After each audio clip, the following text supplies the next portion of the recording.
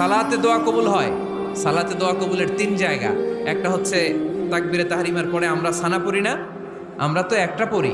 আল্লাহর হাবিব সুন্নাহ এবং নফল নামাজে আরো পড়তেন সানা, ওই দোয়া কবুল হয়। দুই নম্বর জায়গা সালাতে সেজদায় পড়ে দোয়া করলে কবুল হয়।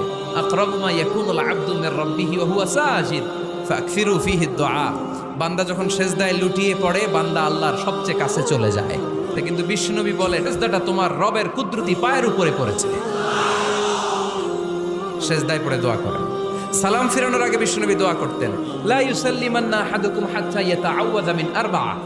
আল্লাহর হাবিব বললেন, চার জিনিস থেকে পানাহ না আছে আমার কোন উম্মত যেন সালাম না ফিরায়। তারা যেন পড়ে, আল্লাহুম্মা ইন্নী আউযু বিকা মিন আযাবিল কবর, আউযু বিকা মিন আযাবি জাহান্নাম, আউযু বিকা মিন ফিতনাতিল মাহইয়া ওয়াল মামাত, আউযু বিকা মিন ফিতনাতিল মাসিহিদ দাজ্জাল।